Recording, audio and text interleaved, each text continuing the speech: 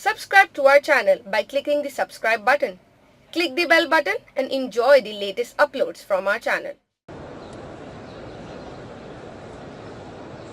نیاز وغیرہ کرنا جائز ہے؟ یہ نیاز کیا ہوتی ہے پہلے مجھے یہ بتائیں، پھر میں کوئی بات شروع کر سکوں گا. جی تو پوری بات کریں نا جی. نظر اللہ نیاز حسین، یہ کہ جناب حسین کے نام کی منت ماننا، ایسے ہی ایسا. تو نظر ماننا چونکہ ایک عبادت ہے، نیک عمل ہے، تو یہ اللہ کے علاوہ کسی اور کے لیے جائز نہیں ہے. اس نیک عمل میں اللہ کے ساتھ کسی اور کو شریک کرنا جائز نہیں ہے. منت جب بھی مانے اللہ کے نام کی مانے، نیاز جب بھی دیں اللہ کے نام کی دیں. غیر اللہ کے نام پہ یہ کام کرنا بالکل غلط ہے، درست نہیں ہے. کون کون سی قصر نمازیں جوڑ کر پڑھ سکتے ہیں، ترتیب بتا دیں. کیوں جی صاحب، بھائی صاحب کون کون سی نمازیں جمع کر سکتے ہیں، جوڑ سکتے ہیں آپس میں؟ ہاتھ جوڑیں نا ذرا.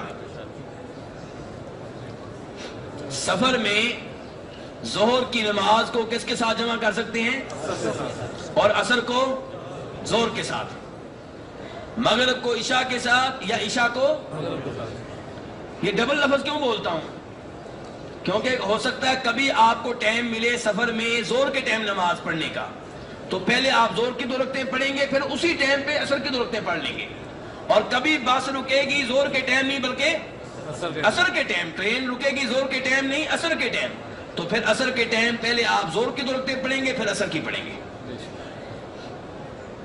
ایسے ہی مغرب کی نماز کو آپ جمع کر سکتے ہیں عشاء کے ساتھ، عشاء کی نماز کو مغرب کے ساتھ. اور فجر کی نماز کسی نماز کے ساتھ جمع نہیں ہوگی.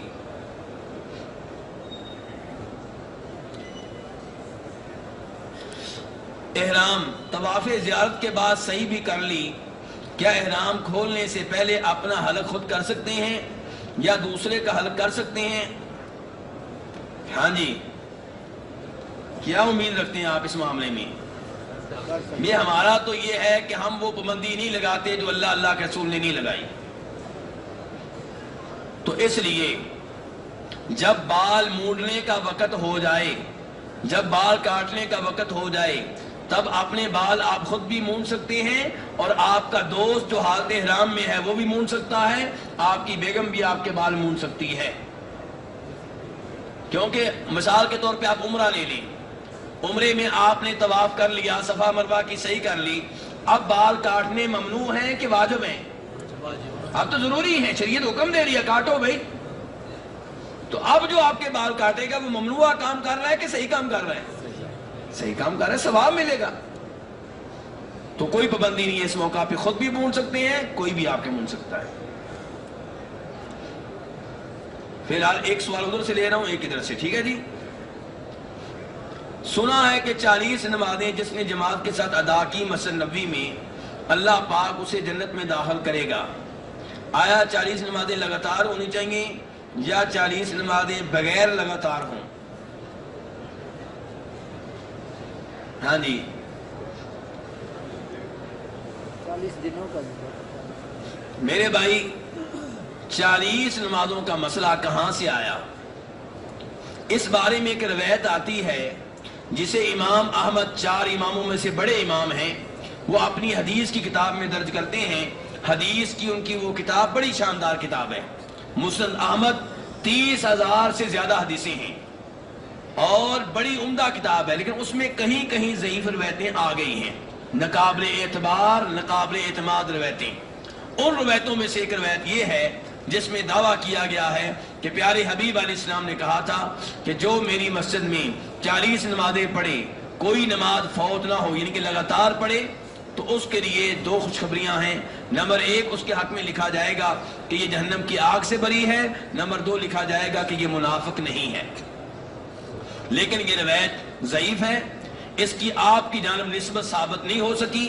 منسوب کرنے والوں نے منسوب تو کر دیا لیکن ثابت نہیں کر سکے، کیونکہ اس کے روایت کرنے والوں میں ایک راوی ہے نبیت بن عمر، یہ راوی نامعلوم ہے، مجہول ہے، اس کے قوائف نہیں مل سکے، اس کا ڈیٹا نہیں مل سکا، اس کی امانت و دیانت حافظے کے بارے میں معلومات نہیں مل سکی، اس لیے اس کی بیان کردہ روایت پہ اعتماد نہیں کیا جا سکتا۔ اور صحیح بات یہ ہے کہ حدیث یوں ہے جیسا کہ ترمذی شریف میں آتی ہے کہ جو اللہ کو راضی کرنے کے لیے 40 دن کی نمازیں پڑھے، کتنی نمازیں؟ جماعت کے ساتھ، تکبیر اولیٰ کے ساتھ 40 دن کی نمازیں پڑھے، اس کے لیے خوشخبری ہے کہ لکھا جائے گا یہ منافق نہیں ہے، نمبر 2 لکھا جائے گا کہ جہنم کی آگ سے بری ہے۔ کس مسجد میں پڑھے؟ چاہے کراچی کی ہو یا لاہور کی ہو یا دلی کی ہو، کوئی بھی مسجد، لیکن نمازیں کتنی ہیں؟ 200 نمازیں۔ کتنی؟ 200، جماعت کے ساتھ، تکبیر اولیٰ کے ساتھ اور مسلسل۔